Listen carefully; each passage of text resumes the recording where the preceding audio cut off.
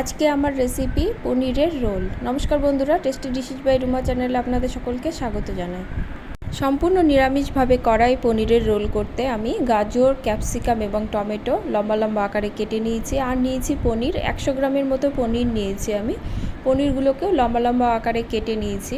এবার পনিরটা আমি ম্যারিনেট করে নেব। এবার এর মধ্যে দিয়ে দিলাম স্বাদ অনুসারে নুন, হলুদ, লঙ্কার গুঁড়ো, জিরে গুঁড়ো এবং গরম মশলার গুঁড়ো। এছাড়াও 2 থেকে 3 চামচের মতো টক দই দিয়ে দেবো, দিয়ে ভালো করে মেখে নেব। এবার এর মধ্যে দিয়ে দিলাম আমি কাসুরি মেথি দেবার সময় কিন্তু আমি একটু শুকনো খোলায় ভেজে নিয়েছি। ভালো করে ম্যারিনেট করে আমি 10 মিনিটের মতো রেখে দেব। এবার ময়দাটা মেখে নেব। এর মধ্যে আমি 2 চামচের মতো সাদা তেল এবং পরিমাণ মতো নুন দিয়ে আটাটা ভালো করে ময়াম দিয়ে নেব। আটাটা কিন্তু একটু ভালো করে ময়াম দিতে হবে, ময়াম দিলে কিন্তু রোলের পরোটাটা বেশ ভালো হবে। আটা ময়াম হয়ে গেলে অল্প অল্প করে জল দিয়ে ভালো করে আটাটা মেখে নেব। আটা মাখা হয়ে গেলে একটু তেল মাখিয়ে আধা ঘন্টার মতো রেখে দেব। এবার কড়াতে তেল দিয়ে দিলাম। তেল গরম হলে এতে আমি গাজর কুচিটা দিয়ে দেব। গাজরটা দিয়ে মিনিট 3 মতো ভাজবো। গাজরটা একটু নরম হয়ে এলে এর মধ্যে দিয়ে দিব আমি ক্যাপসিকাম এবং টমেটো এবং ক্যাপসিকামটা দিয়ে আরও মিনিট খানেকের মতো নেড়ে ম্যারিনেট করে রাখা পনিরটা আমি দিয়ে দেবো। পনিরটা দিয়ে কিন্তু আমি সবজির সঙ্গে ভালো করে মিশিয়ে নেব। এখানে আমি 3 রকমের সবজি ব্যবহার করেছি। আপনারা আপনাদের পছন্দ মতো অনুসারে সবজি কিন্তু আপনারা ব্যবহার করতে পারেন। পনিরটা দিয়ে সবজিটার সঙ্গে একটু কষিয়ে নেব।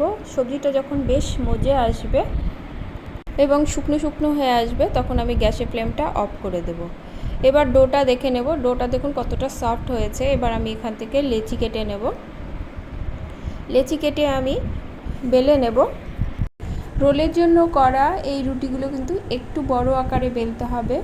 অপরদিকে আমি তাওয়া বসিয়ে দিয়েছি। তাওয়াটা গরম হলে রুটিগুলো এক এক করে দিয়ে দেব। গ্যাসের ফ্লেমটা মিডিয়াম থেকে লোতে করেই কিন্তু আমি সবগুলো রুটি ভেজে নেব। 2 পিঠ ভাজা হলে অল্প করে তেল দিয়ে কিন্তু রুটিগুলো একটু করে সেঁকে নেব। আটাটা যত সুন্দরভাবে মাখা যাবে রুটিটা কিন্তু ততটাই সফট হবে। এভাবে আমি এক এক করে সবগুলো রুটি ভেজে তুলে নিলাম। রুটিগুলো ঠান্ডা হয়ে গেছে। এবার উপরে দিয়ে দেব টমেটো সস দিয়ে ভালো করে কিন্তু মাখিয়ে নেব। আমার সম্পূর্ণ রুটিটাতে মাখানো হয়ে গেছে। এবার আমি পনিরের যে স্টাফিংটা তৈরি করেছিলাম সেটা দিয়ে দেব। সেটা কিন্তু একটু বেশি করে দিতে হবে, কম হলে কিন্তু ভালো লাগবে না। এবার আমি এর উপরে দিয়ে দিব মেয়োনিজ দিয়ে আমি রুটিটাকে রোল করে নেব। এই রোল কিন্তু আপনারা আপনাদের বাচ্চাদের টিফিন বক্সে অনায়াসে দিতে পারবেন। কত সহজেই কিন্তু এই রোল বাড়িতে তৈরি হয়ে যায়।